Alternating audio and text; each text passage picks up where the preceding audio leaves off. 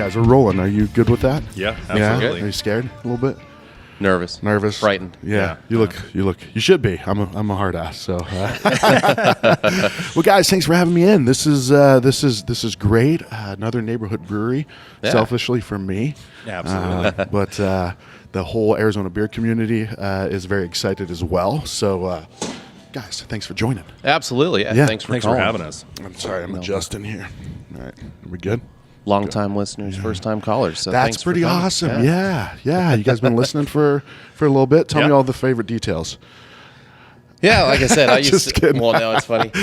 Used to listen a lot more, working, driving into work and stuff. And Okay. ever since we've been here, kind of just music in the background. So Yeah. I haven't been caught up too much, but yeah. So I dig it. Thanks, guys. Yeah, I absolutely. appreciate it. Well, I'm about to reciprocate with all the business I'm going to give you being in my neighborhood. So, Love it. well, thank you. So, all right, let's introduce yourselves, just your name and like what's your main role here. Sure. You go ahead. All right, yeah. My name's Nick, Nick Kelley, co-owner here at Lake Pleasant Brewing. And so I guess my main role here, more of the recipe writer for all the brews here. Okay. Dustin's more than capable of helping me brew and could probably do just as good as I do as well. Yeah. But yeah, so starting up a brewery was a dream of mine from quite a few years ago. Okay. I've been home brewing for 10 plus years with another buddy before I met Dustin. Started on the stovetop, boiled things over, and after a while, wife a said, mess. let's find something else here. Yeah. It's always the wife saying, "Hey, man, you need to clean this up." It's like a rite of passage. Everybody's got to do it at least once. That's right. Yep. And so prior to starting the brewery here, I worked for a rental car company for about 10 years. And that's actually where I met Dustin. And kind of became best friends, hit it right off the bat first day we met, and found out, he used to brew and he knew that I was brewing, and we started getting together and kind of graduated from stovetop to backyard, and made some good quality brews over the years. Well, we thought. And he's like, yeah. Nah. Everybody loves their kids, Yeah. It's like, exactly.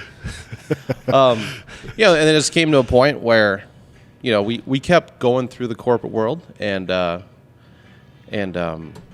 just thought, this is great and all, making money and all that, but let's kind of see what it takes to follow our dream and start our own thing. So you never realize how ironic those words. Isn't it fun making money, right? Yeah, exactly. Now it's the time of not making money. Well, exactly. And that's kind of what it came down to. It's like we've made more and more each year, but we're still not like fulfilled and happy with our lives. So like, what's that going to take? Obviously, it's not a dollar amount. It's maybe our purpose and what we're going to do. So, looking at the beer that we were making, we said, all right, if we were ever going to do this professionally, we need to basically step it up to a miniature professional system and get our beer out to people that we don't know. We need unbiased feedback of, is this even something worth pursuing? How long ago was this, approximately? The step up in equipment was probably 3 or 4 years ago. Okay. So, we had a larger kettle that we were brewing on with a burner in the backyard. With the intent of like, okay, let's start building this. Yeah, and then we invested a decent amount of money into a glycol system. Nice conical fermenters. We got a pilot electric system at home, and the brews were, we thought they were good. They went from good to great. Yeah. Nick and I are both very overcritical on a lot of our beers, and we'll be the first to say this is off, this is not good. Yeah. But we started hitting a few home runs, and it's like, all right, but then we bought a little canner. We started handing out to friends, and, wanted that unbiased feedback, like you said. Yeah.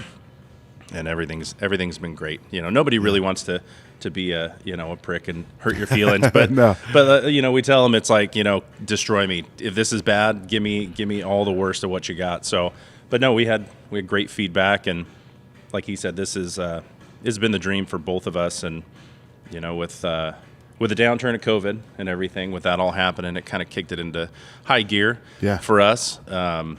And I don't want to step on what you're talking about. Oh, by the way, I'm Dustin, also co-owner. Great segue, man. I like that. Nice work. But yeah, like Nick said, and I'll kind of piggyback on that a little bit. So we we climbed the corporate ladder. We did a lot of that. We gave these companies, we gave it our all, and we're in our 30s, and it's like, this is your time to really bust your butt, make your money. And we did that. And then you kind of look back and you go, well, I'm still not happy. I'm content, and I'm very grateful for what I have. I don't want to sound, pompous. I know there's a lot of people that weren't nearly as fortunate as us, but, this was like one of those things that we said, down the road, this is what we want to do. Buying the pilot system, upgrading all the brewing equipment was definitely kind of our stepping stone in the whole thing. And we didn't know timing wise, it's kind of like having a kid. It's like it's never a perfect time for it. It's like sometimes you just got to take the leap. So we kind of got a little nudge in the back with COVID, and Nick actually quit his job pre-COVID. So March 9th, 2020. Really? Monday. Thought it'd be a good idea to leave, and he didn't even tell me. We both little segue, I guess, but we both worked at the same rental car company together. He quit on a Monday, and I think a lot of people usually quit on a Friday, but you quit on a Monday. Yeah. That's very exciting. You don't get the Monday scaries at that point. Sure, right? sure. I'm sure he went into work very relaxed that day. But I reached out to him and I said, "Hey, man, I'm in your area. You want to grab lunch?" And he goes, "Hey, let me shoot you a text real quick." And he sent me a picture of his resignation letter. Because he didn't talk to me about this or anything. This is my best friend. He quit his job, kind of turned his world upside down a little bit. And I think he didn't tell me because he didn't want me to talk him out of it, because I'm maybe a little more level-headed, and Nick's follows his heart a little more than I do. But and there's nothing wrong with that. But about a month after that, I was furloughed and then laid off from the same company. Okay. So like I said, COVID kind of gave us the push, because we said, all right, well, what now? Yeah. So we sat down, we built up our business plan. We made sure this is, something feasible that we could do together. And, not to be cliche, but the rest is history. So here we are. Yeah. That's and it definitely wasn't like two friends sitting at a bar saying, we should start a brewery. Wouldn't that be cool? Write a business plan on a napkin. I mean, like we spent all of basically summer 2020 writing that business plan. Yep. Which came in handy. Like a lot of people say, oh, you never actually use it, but we ended up using it. I've heard great. I've heard great things. I should probably do one for myself. Yeah, right. Yeah, we thought we were going to have to bring in a lot of investors and stuff to do this, but we are self-funded in this whole project, which is incredible. So That's him awesome. and I, because of our successes at our last jobs, we had the support of our wives and our money in our bank. So we're doing this all on our own, which is awesome. Things are tight, but man, we're so happy. I don't have anybody over my shoulder telling me what to do with my business. Nobody to answer to. Absolutely. Plus, this guy. Yeah, right. Plus, he needs retirement in their 30s. So That's right. This is our retirement, right? Yeah. Right. Well, this is a big, beautiful retirement space for you guys. Thank you. So if things go really bad, I'm sure you could build some sleeping areas or something somewhere. Right? We have yet to sleep here. So Really? Right? Okay. We got close. We feel like it's a rite of passage at some point. We got to sleep here, but we've been here long enough. Might as well be sleeping here. Well, you're close. You're what, less than 15 I'm 10 minutes away. Yeah, I'm real close. And what about you, Nick? I'm a little bit further. I'm at like 303 in Happy Valley. Okay. Probably, Gotcha. what, 20 minutes, something like that. Yeah, 20. Although now with traffic, it's getting like 40. Yeah, the It's big plant going ridiculous. up off the 303 is really That setting big things plant. back. Yeah. Oh, that's right. Yeah. Anyway, The in-laws live over that way, so but they're going to start coming over here more often because the Q Bar. I don't know if you guys been to Q Bar. Oh, yeah. My in-laws are from Minnesota, so they have like the walleye there. Okay, She loves that. She's Fish like, Fridays. Yeah. Yep. Love that spot. That's there's a good blend of things up in this area, right? Like Yeah. you guys will be the Absolutely. third brewery. we are, within just a couple miles of each other. We fourth, I guess. they're- State 48 If you count at State the- 48, if you count State 48, Yeah. we and we have good relationships with Simple Machine and Front Porch. Yeah. Don't really know anybody over at State 48. They're a little more corporate, but Marshall's been really good to us. Trevor, Randy, Diana over at Porch. I mean, they've been fantastic. Yeah. So Trevor and Marshall, kind of gave us a few nudges towards the very beginning when we were getting ready to sign this lease, and we also wanted a little bit of acceptance. Nick and I, coming from a corporate background, we're used to things being kind of cutthroat, and your competition is your competition. Yeah. And this is we look at it as like a rising tide raises all ships. We're coming in and we are competition, but we plan on bringing in a lot of new faces, new people to the craft beer scene, and I have absolutely no issue with promoting other breweries in the area. Hey, check them out, they're great, they make this. Yep. So we we think we help a lot more than we hinder. So, we look forward to all of it. But yeah, all the surrounding breweries have been great to us. Yeah. We love the craft beer community is a completely different feel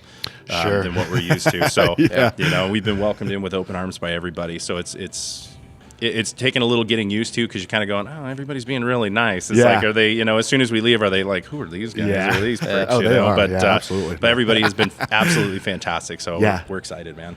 Yeah, it's been really awesome. I mean, Dustin and I are both Arizona natives. Okay, so I was going to ask you guys. That's awesome. So kind of growing up, seeing how craft beer has grown here in Arizona, to see it from like a consumer standpoint, visiting like Four Peaks and Santan and Rock Bottom, and like those are the places back in, early 2010s. Yeah. And craft, now to see, I think we're over 140 breweries in Arizona. And now to also be a part of that family of breweries from like an ownership and brewer standpoint, it's been awesome. Like you said, everyone that we've met welcomed us with open arms, and we're excited. That's great. Yeah. I mean, I feel like it's a guarded community, right? Like you gotta be you gotta get be welcomed in a way. Yeah. That they can. I feel like this industry. I mean, I think food and beverage in general, but more so craft beer, I think they can kind of sniff out bullshit pretty easily. Sure, I think so too. Because it's a lot of people that are pursuing their dream, and like this is very personal. Like you said, your kids. Like, you got some guy might have a good deal coming to the door, and your kids in your house. You're like, what the hell is this dude doing? Yeah, right. So when craft beer starts to see people, especially with the popularity of craft beer, there's people trying to take advantage of that. Of like, oh hey, Right. But when you are able to show your true colors, then people are like, oh shit, these guys are in this. Like, this is cool. Yeah. Some of these guys are, like we, it's like your neighbor, hey neighbor, do you have some eggs or whatever? Nick and I were working up a batch the other day, and we're like, man, we're short on white wheat, so I text Marshall, hey buddy, can I buy a couple bags from you? And he's like, come on down. Yeah. So, nice. and that was huge for us. Like we're heated up, ready to go, realize we're short on grain. It's like, So, but it all worked out, and that's it's incredible. Just an example of how cool this community is. Yeah, especially I'd say that we're outsiders. Like we're not coming from working at Four Peaks, right, or working at another brewery rent house or something, and then starting our own deal. We're two guys, honestly, coming out of, I'd say, probably nowhere, and still being accepted by these other breweries. It's been awesome. Yeah, like Trevor over at Front Porch invited me to come over, and he's like, "Come help me brew." Yeah, I got to see what happens on a commercial brewery size compared to what we have at home, and just kind of learn from that. And it's been awesome. Yeah, it's a very helpful community. Yeah. Like anybody's willing to for the most part, is willing to help. So back up a little bit. How did you guys get into craft, like into beer? Did you start as everybody did, drinking Natty Light and that kind of stuff? I mean, I was slamming Bud Lights all through college. I was a blue can guy, and it's like you take your first sip of your IPA, and you go, oh my god, what is this garbage? It's this bitter bomb. But it's definitely a bit of an acquired taste, But once you start breaking it down to its core of like being able to pick out flavors and I mean it's like I'm sure Nick will give a reference, like a good coffee or like a great meal. You can pick out different ingredients, and there's a lot more to it than just being a little bubbly yellow liquid. Yeah. So it makes you feel good. Yeah, exactly. Like for me, too. So kind of rewind, I guess, 15 years. So I worked at Starbucks to get me through college, and it's actually where I met my wife. Okay. But prior to working at Starbucks in a coffee shop, I didn't drink coffee. Yeah. And I thought coffee was that black liquid that mom and dad, grandma and grandpa drank Folgers, in the morning. Yeah, Maxwell exactly. House. Didn't know what it was. Yeah. So after working at Starbucks, finding out that no, coffee, there's Latin American beans, there's Asian beans, there's African beans, different growing regions create a different blend of coffee. Yeah. And then you can pair that with different parts of food and pull out blueberry or like cinnamon spice and all these things. And it opened my mind up, and I just fell right into the whole thing. Started roasting my own beans, doing all this crazy stuff. Yeah. And then after turning 21, getting into beer, again, I thought beer was that yellow sudsy stuff that dad drank, although my dad would drink dark beer. So, but anyways. He'd be pissed if you heard it. Yeah. Sorry, Brian. But no, so like, I think first beer that kind of stood out to me was Sam Adams Boston Lager. Okay. Where it was like, hey, here's a beer that has some flavor to it rather than a Bud Light. And then like just the kind of culinary scientific mind of mine kind of went to, well, what makes this beer different from this beer? Yeah. How's it made? and just kind of went down that whole rabbit hole. Got real nerdy with it. Yeah, exactly. That's what I love about beers. I mean, it can be as scientific and as precise as you want. Yeah. Scientific, but it can also be just a way of artistic expression at the same time. Yeah. Yeah. So. Well, these are very delicious and artistic beers. Well, yeah, there you go. Glad you like them. What was that? What was the first one I had? Yeah, so that was just a standard American blonde ale. Okay. Yeah. This is a session hazy. Yes. Yeah, This is so that was, fantastic. well, thank really you. like Yeah, this we one. like that. I like Yeah. that one too. Nothing against this one. Yeah, so that's a session, we call it a session hazy IPA. I mean, it's 4.7%. Still hazy and still good amount of hops in there. So It's flavorful. Like a lot of times with those session hazies, it's just kind of watery. Right. You Yeah. know, that's got some good hops Thank to you. it. So Yeah, we had to re-gear a little bit with working here. We'll have a few beers while we're working, and when you're starting to slam 7-8%, you don't really get a whole lot done after a couple. So That's right. we started re-gearing a little bit and found a few that we love. So yeah, we're a big fan of these as well. There seems to be a beer on every single brewery's tap list that is the brewers and the owners go-to beer. Yeah. That's Marshall's Day Crusher. Oh, yeah. Always see one in his hand. Yeah. Yeah. Well, it's funny just kind of looking at like my personal preference, like the cycle of beer that I've gone through. I mean, we started. I was looking up your. Sorry, What's yeah. up there? Wow. Well, like you were saying, like the first taste, I think it was Ranger IPA from New Belgium. First time I had that, I was like, "What the hell is this? Yeah, Like, this is yeah. bitter AF." And didn't want it. That was Arrogant Bastard for me. Sure, Yeah. that was another one. Yeah. And and it just went from like hating hops to falling in love with hops to get me the hoppiest, dankiest, most bitter, palate wrecking hop, IPA you can give me. Yeah.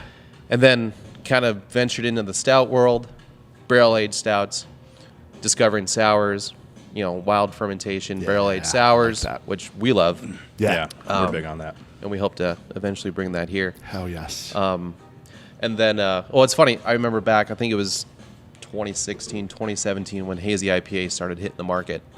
As a home brewer, fighting haze was like one of the things that I just struggled with. Yeah. And trying to make your beer as clear as you trying to make could. it, Yeah, and then absolutely. I see a beer that looks like that, and it's like, what's going on here? Sign of I've a spent bad the brewer. last 7 Yeah, years don't trying drink to it. make this thing clear. Yeah. But now, I mean, kind of coming full circle. I mean, just a standard blonde ale, Yeah. good German Pilsner. Like that's my choice of beer. Yep. So, Nothing to hide behind. Yeah. You better know your shit if you're Yep. making those, Yeah. right? So, how did you guys land on? So, how did it go from? All right, we got some equipment. We've upgraded the equipment. And you got the business plan. Yeah. When do you start? Where do you start looking? Like, because you're that way. You're Yeah. north of here. You're close to here. So how do you even start looking? We've had the LLC in place since 2019. So Okay. we decided on the name. We got the LLC, and we kind of had that gravitation of like, well, if we're going to say Lake Pleasant, we should probably stick to like the Northwest Valley. Yeah. Plus, we really thought this area needed more beer. There's a lot of places that we wanted to go that were 20, 25 miles away. And it's Yeah. just not feasible. I'm going to have one beer and be able to drive home. Yeah.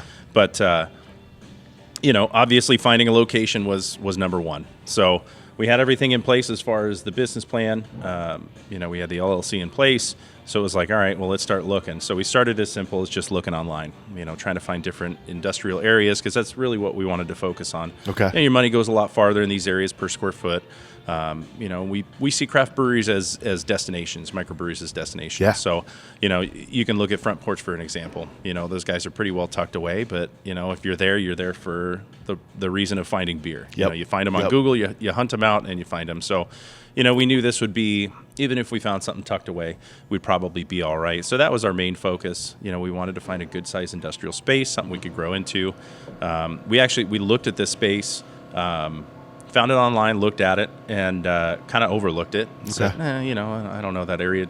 We know it well. It's like, I don't know if I really want to end up over there. So we kept looking, and things were tight as far as, availability when it comes to commercial real estate at the time when we were looking. Yeah. So it was kind of slim pickings. But ultimately, we didn't even work through a broker or anybody. We dealt directly with the person who listed this property, and we ended up negotiating and getting the lease through here. Wow, nice. through a bit of fighting, and there's Fist a long fight? story. Like, did you guys hit out in the on Anchorman? Yeah, there's a longer story. We can talk about that off camera. But after a few months, we finally did. So I think it was Thanksgiving weekend, 2020. Right? Yeah. 2020. We signed the lease mid-February of 2021. So it took about 3 months to get the lease done. But after that, we took possession and we hit the ground running. Yeah. So we had a plan in place. We had a layout of what we wanted to do here, and it's pretty cool to be at this point now, here almost a year later, to see the plan that we put in place. Just drawing it up on a computer or even a piece of paper and seeing it in front of us now. Yeah. And it's really, really, really something for us. So I hope obviously this is something that's enjoyed by everybody else as well. Yeah. Yeah. Yeah, and like you said, finding the right location that was zoned correctly and affordable was really the biggest thing. Like back in 19, when we came up with the name of Lake Pleasant Brewing, we thought of, the name, we wanted to find something that was synonymous with Arizona, but not super hyper-focused on a specific theme or something that, something people could relate to. Yeah. So we came with Lake Pleasant Brewing, thought it sounded great, LPBC, whatever you want to call it. So then Northwest Valley, kind of out Lake Pleasant Parkway, Happy Valley, big commercial center over there would be a great place to put a brewery, kind of north of Peoria Artisan. But the problem was, again, zoning, everything up there is more commercial. You're looking at $45, $55 a square foot. Yeah, just new construction too. They want a lot of financial backing for new construction. A lot of these guys will help you out, but they want millions in the bank in order to really move forward with you for a new construction. And then other areas were, again, more East Valley, which, that's not feasible for me and Dustin living up here in the North Valley. Yeah. Plus, that's, again, there's a lot of breweries out there, which is great, but we wanted to bring something here up in the North Valley, West Side. Yeah. I guess maybe not West Side, but North West-ish, Valley. Yeah. West-ish. For some people on the we're west in the avenues. side Sure. of the 17. Yeah. Some of them, avenues, not all of them. Yeah. But then seeing like the growth of the Deer Valley area, especially with Simple Machine and Front Porch, State 48. And that whole Norterra and the USAA. Absolutely. And like the shopping area. Yeah, so like all of a sudden now with us coming here, I think North Phoenix is kind of becoming a new craft beer hotspot for Phoenix, Yeah. We're hoping. So I'm hoping too. Yeah. I'm hoping too. You guys got some shoes to fill because we got some good ones up here. Yep. Yes, we do. Yes.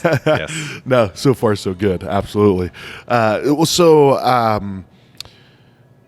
you had mentioned that earlier. As far as like you guys coming from this corporate world of like cutthroat kind of corporate competition type of thing.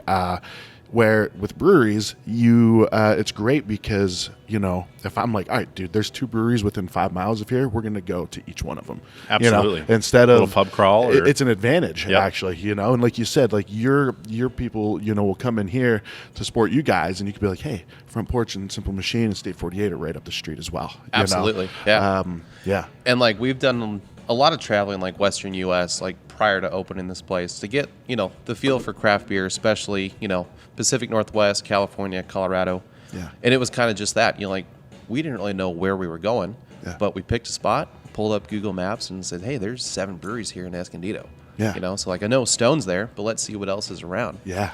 And then after talking to owners or brewers there, they're just like, well, where do you go? Like after you're off of here, where do you go? Yep. Yeah. And they'd say, no, go hit up, Yeah.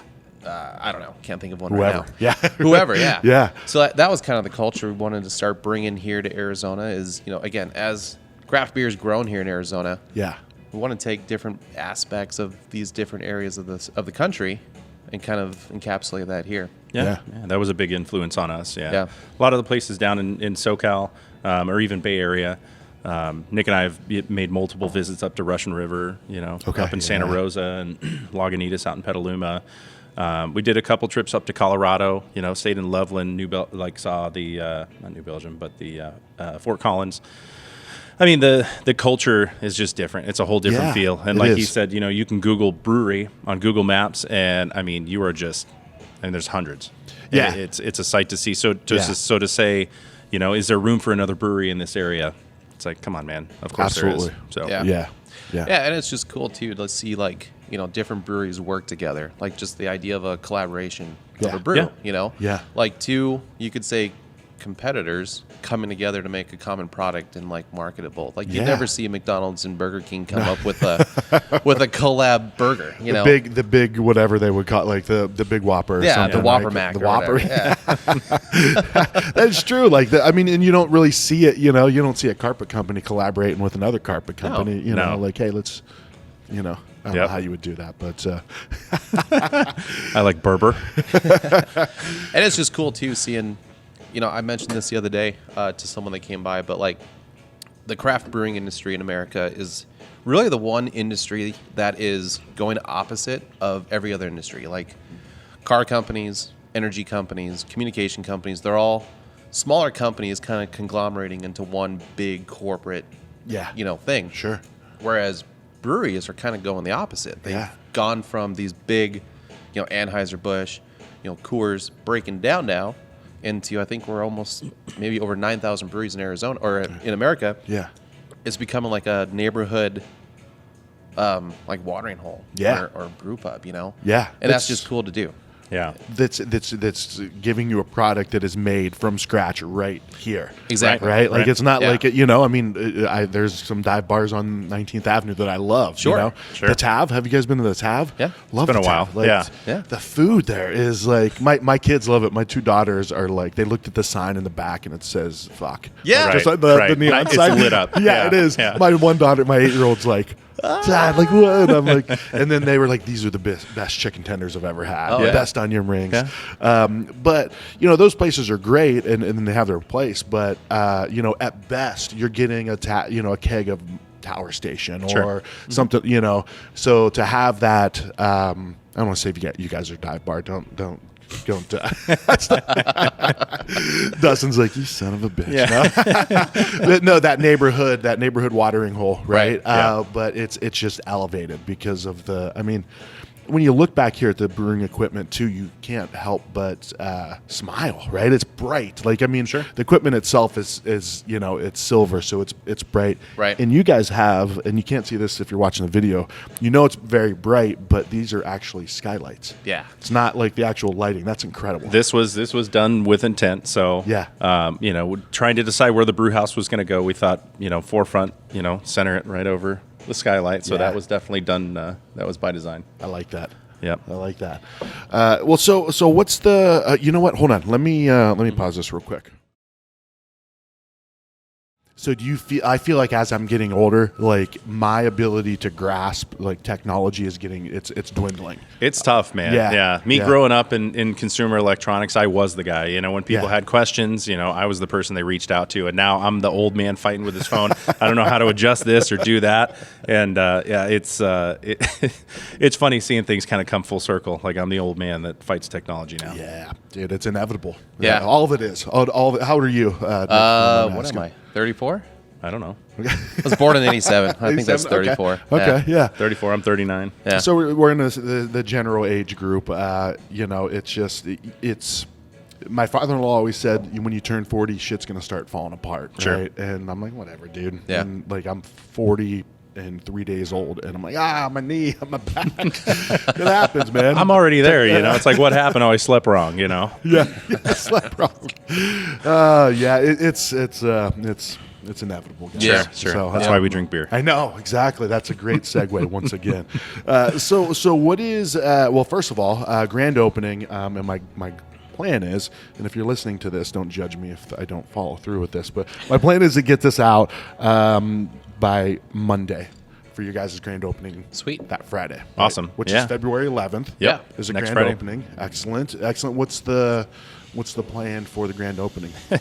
Still a work in progress. Yeah. Getting the date set was number one. So, getting through inspections and everything inside of this building, we wanted to release a date sooner. It was just there was no way to know. Sure. So, as soon as inspections were done and we could see the light at the end of the tunnel is when we set it. So, but as far as the grand opening is concerned, so we're going to have local food trucks here. Nice. Two Jerks Chicken's going to be down. They're going to hang out for a long time and serve some food for us. And then we also have, I believe, Beer to Barbecue's talking about coming by on Saturday. I'm not sure. Okay. We got a taco truck coming on Sunday. Taco about it.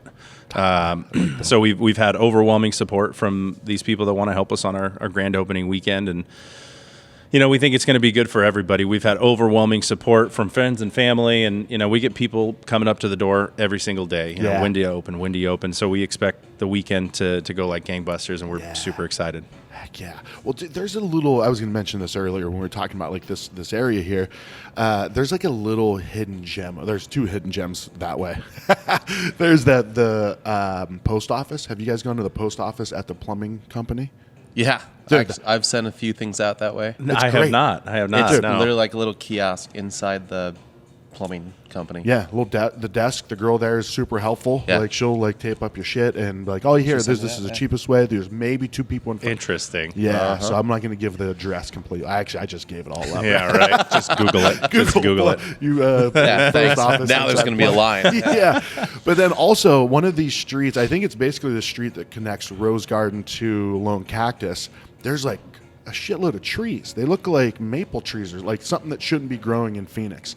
And like you drive down that street, and it's like a canopy of trees. Interesting. When I go to my post office, is that the one near the roastery, the coffee place? Yeah. Is there a coffee roastery up here? You can smell it when they're roasting. Yeah, it's awesome. Wow! Can you walk in? Can you go in and buy, or they just roast it there and sell? I haven't been. I just know they exist because I smell it. I went in a long time ago. I forgot, but yeah, you can smell it, as I'm sure you can smell it when we're brewing. Right. Yeah. But the first time we smell it, I'm like, am I having a stroke? I smell burnt toast. Yeah, right. Yeah, scared. That's always where I'm at. That's your tumor talking. Yeah. So maybe a coffee beer in the future then. Well, yeah. Oh, exactly. definitely. We're both big coffee guys and beer guys. So yes. So what's the big vision with Lake Pleasant? Well, let me say this as well. Do you get any shit from people saying, "Why aren't you on Lake Pleasant?" We've had a few people that have made the assumption of, where are you going to be? You're going to be on Lake Pleasant, and but it's been few and far between. Okay. There's been less than I think you think there would be. Yeah. And like Nick said, we picked the name we wanted something synonymous to Arizona, something that was easily recognizable by natives, people that have been to Arizona. If you do the lake scene at all, you know where Lake Pleasant is, and we wanted to be close to it. So, with our Arizona roots, that was the idea behind that. But less than 5 people have probably asked me. So the reason I asked that is because I thought of that, and then my wife was like, "Is he gonna be on Lake Pleasant?" I'm like, "There's 2 of us, But, maybe we'll be out on Scorpion Bay, serving beers or something. Like Who knows? like there's a Dillon's up there, right? We'll get on tap up there. The pontoon, the brewery pontoon. Yep. Which if looking ahead at expansion and stuff, 10-year plan, maybe there's a big production facility that gets built out there. I mean, if you're to look at where the city is growing, it's northwest or southeast, Sure. So who knows? But yeah, I mean, still North Valley, Lake Pleasant seemed to fit what we envisioned. If we were downtown or East Valley, it probably would have been something else. Sure. Yeah. But kind of like Four Peaks, it's not at the base of the Four Peaks. Grand Canyon's not in the Grand Canyon. Exactly. They're close, not, but it's close enough. You get the idea, Yeah. and you can relate to it, especially being an Arizona native or longtime resident. Well, it's I think Lake Pleasant's a nice little hidden gem, and I think probably not a lot of natives know about it, but like people that are kind of like, oh shit, I didn't know there was a huge lake just north of us. Right. Yes. And it's beautiful. It's a beautiful lake. Yeah, I mean, growing up, it was like you go to the 3, you go to Lake Pleasant, you go to Bartlett, you go to Saguaro. Like, those are the 3. So, and Lake Pleasant's the biggest, or at least seems the biggest. So, Roosevelt's a good one, but yeah. But that was our thought process kind of behind that whole thing. But, yeah, expansion, we're obviously you have to look ahead. When we had our time to sit down and kind of plan and dream and, what does this look like in 5 or 10 years? Do we expand into food? Do we go to a second tap room? These are all things that are going to most likely happen organically. With Nick and I kind of being the only people involved in this operation. Obviously, the nice thing is we can decide, whichever direction we want to go. Yeah. So if things are going off like gangbusters, we're going to look at expansion pretty quick. But, the biggest expansion is going to be inside of this building with larger fermenters, more fermenters, and trying to get our name out there a little bit, broader than just in the Northwest Valley. Yeah. Well, when I walked in, and I was telling you in the pictures, it looks like a big space, and then you walk in, you're like, it is a big space, Yeah. It wasn't one of those camera tricks that Dustin knows about on this, The wide angle lens, yes, yeah. Realtor.com. Yeah, oh, those realtor pictures there's like a 2-year period. It's an 8x8 room that looks. Yeah. And they were like the HDLR images too that were like super colorful. And Oh, like, yeah, dude, that yeah. looks awesome. Then you get there's like a murder scene. Like, Yeah, what is right. this? The grass was green before. What's this? Jeez. Yeah.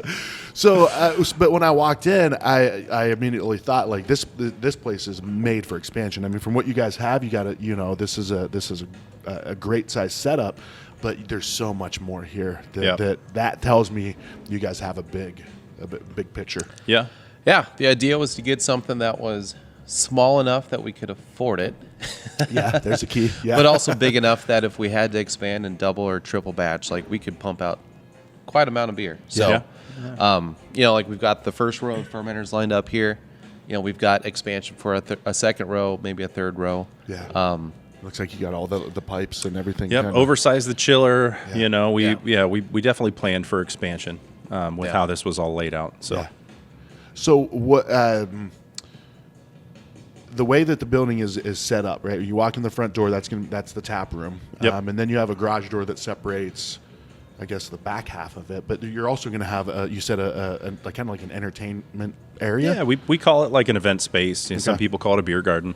We wanted to create just a fun space. Nick and I both we have families, we have kids. I have two boys. He's got 2 boys and a girl, and it's like we wanted a space that could incorporate families, have room for not that we want to push kids to be here, but if we've been in situations before where we go on vacations together and we want to hit up a bar or a brewery, and some are inviting, some are not. We definitely want to be more on the inviting side. So we're going to have games. We'll have shuffleboard, cornhole, arcades. It's going to be kind of a fun space. So I dig it. As you guys were describing it earlier, I was thinking my daughter's going to love this. My daughters are 8 and 10. They love it. They love going to Simple Machines, sitting on the couches, getting on their on the iPad or whatever, hanging out. Yep. It's a different environment. It's not like we're going to Bottled Blonde down in Old Town and it's just DJs. You can't. Right. it's a whole different experience. Now, what about? Okay, yeah. So you've got the event space, and then now it will be separated so people can see. Really, what's going on in the brew house, very right? open in the back, so we want to show off. Obviously, we have nice equipment and we want to show it off, and we're keeping things nice and open. Want people to be able to come within a close proximity of the tanks, and eventually we'll do tours and things like that to bring people back into the brew area. So, but it's all pretty much open. It feels huge when you walk into the back, so we love it. Yeah, and the neat part too is with the garage door, we'll probably have it open most of the time to allow people to go back and forth. But every time we get someone in here that's been here for the first time, they'll say, "Well, special event space, like, can I rent that out for my business or whatever?" And we've had a lot of requests for that, so that might be something we look at. Where hey, between the hours of 4 and 6, special event going on, we'll shut the door, kind of off limits, and maybe rent it out. We'll see. Yeah, that's a really cool idea. I dig that. We kind of won't know. Kind of like with everything since we've been doing last customers year. are going to dictate a lot of this stuff. I can try and tell you what this is going to look like and what beers we're going to sell, and it's ultimately it's up to the customers what they're going to come in and want and buy and demand for. So we're going to work around that. We're going to throw our influence on as much of it as we can, but ultimately what sells, and we'll work to it. Yeah. I mean, ultimately, like for us, the goal was to create a place where people just want to come and hang out. Yeah. Part of our mission statement is to create a place where people can, celebrate the successes of life and also recoup from some challenges. Yeah. For us, beer is a little bit more about what's in the glass rather than the people you're with, the reason you're there. I mean, we've celebrated births of children, weddings, a whole bunch of Divorces, things, promotions. I mean, you guys, literally everything. I mean, how many times, it's like, hey, let's go grab a beer. Yeah. That could be a good thing or a bad thing, It's crappy day at work. Let's go grab a beer. Yeah, I need to leave early. That could be a buddy reaching out where that beer is that connection that helps him. Like, absolutely. Hey, man, I had a bad day. I want to talk. Like, shit, man. Yep. Hell yeah. Exactly. It's more than just beer. Yeah. So, well, that leads me to this question then is flagships, right? Do you guys have any flagships that are planned, or are you just going to kind of see what people dig and go from there? I mean, we have some favorites that him and I have been making for a long time, so those will be on no matter what. Even if they don't sell, we'll have them on just for us. But we have a dry hopped amber that we've been making for a long time. Both of us, we love it. It's a very untraditional style. It was popular a while ago. It's kind of fallen off, so we hope to bring that back. With a new twist, Yeah, like with a that. little bit of a twist. So, but that's just one example. We've done every year we make a bourbon barrel aged stout. Age it for 9 months to a year, and release it. So, just things like that we'll continue to do no matter what. But I mean, those beers kind of sell themselves. But yeah, I mean, to pinpoint or put our fingers on what we think is going to be the best, we know hazy IPAs are going to sell. Yeah, yes, they are. Always. Which obviously we'll have a few. But customers are going to dictate that quite a bit. Yeah, and we've got 18 taps on the wall, so we expect to expand into that, and 2 of those being nitro taps, but we could always swap those out. Those last 2 on the end were different. Yeah. So I mean, we'll do primarily ales, but we'll probably do a good set of lagers too. Like once we get a good backlog of beers and stuff. Sure.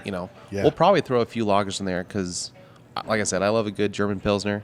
A good Bock, so we'll probably mess with that a little bit when we have a little bit more time in the tank. Yeah. But we kind of just want to offer a little bit of everything, I dig it. We don't discriminate. Yeah. On beer. We guys don't seem very like you seem open to the idea that shit doesn't go as planned, right? So you got to be flexible. You got to roll with the punches. You right? have to. Yeah. And one last thing before we wrap up. The corporate background of both you guys, I find really interesting because it's kind of that's the background I come from too, right? And so when I quit that world, it was like F that. Like, I'm not using any of that stuff anymore. Call strategies and all this kind of stuff. Now it's coming full circle where it's works. Oh man, I need something. Yeah. Those systems work. Those systems are essential, So that's got to be a huge advantage for you guys. Yeah, absolutely. Right? I mean, we've always said, people don't quit jobs, they quit managers. You look back and you go, you don't typically quit for somebody you love, somebody you enjoy working for. So it's the job itself that, becomes the mundane or becomes the crap that somebody's shoving down your throat. So, and that's ultimately what, because it's hard to have, just a low-level employee. You can't get buy-in from a low-level employee like you will from an owner. Sure. So, and some people don't see that difference where they say, I expect you to work as hard as me. It's like, well, I don't have as much skin in the game as you. So, I got other people that want me to go work for them, so I'm going to go ahead and head out. Yeah. But, Yeah. Well, I mean, go ahead. No, I was going to say, I'd say the biggest takeaway that probably both of us had from our previous job was, and it sounds funny, but obviously making profits is important. Yeah.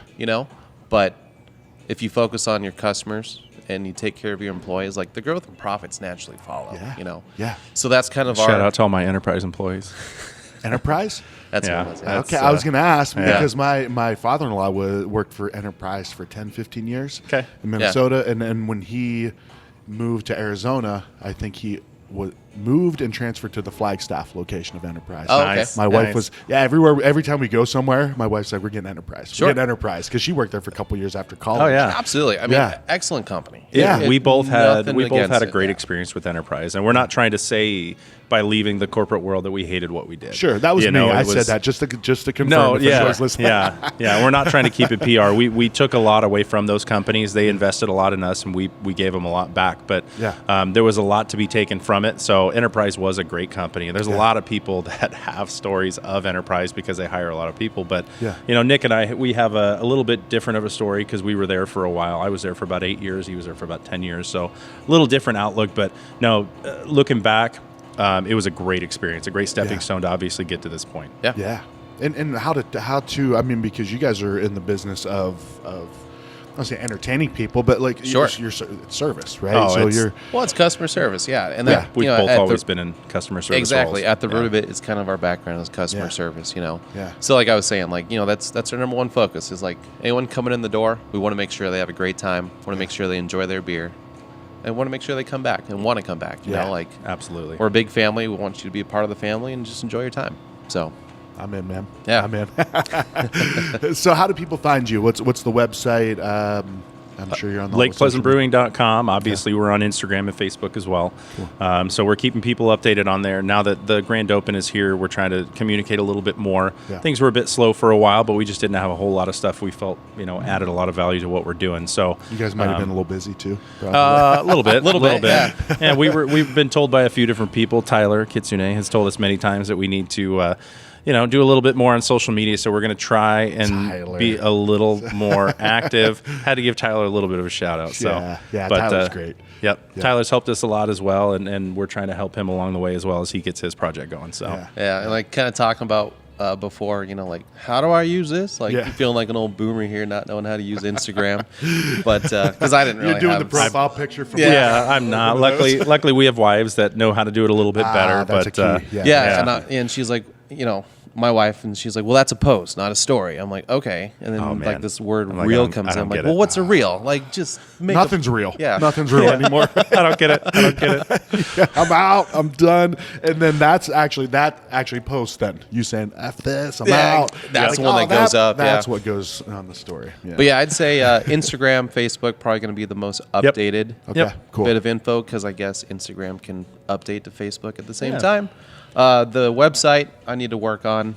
Again, we've been getting this place ready to open, so that's a little defunct. Yeah, but you guys are opening in a week and a day from now, and still got a little cleaning to do. Yeah, it's looking good. It is looking good. Yes. We'll have a tap list out pretty soon. I know people have been asking about it, so we will have a tap list out officially soon.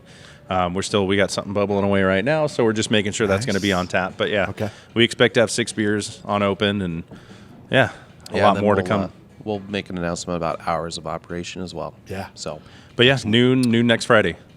So all the chaos ensues. All the fun, all our hard work for the last year is finally going to pay off. So and then the work starts. I always say, right? Absolutely. Exactly. It just looks a little different. But no, great job, guys. This is fantastic. Great beers. Thank you. I love the spot. You guys are cool dudes. So thank you. Yeah. Appreciate you coming down. This was actually like an interview. Like it was like, are they worthy? Yeah. Yeah, they're cool. They're cool. Did we pass? Did we pass our way in? No, nice job, guys. Have your people call my people. Yeah, I will too. Wait, hold on. I just got a text from one of them. No, you guys are out. Yep. Yeah, they're out. Awesome, guys. Thanks so much, and good luck with the grand opening. Thank you. Thank you. Thank you. Absolutely.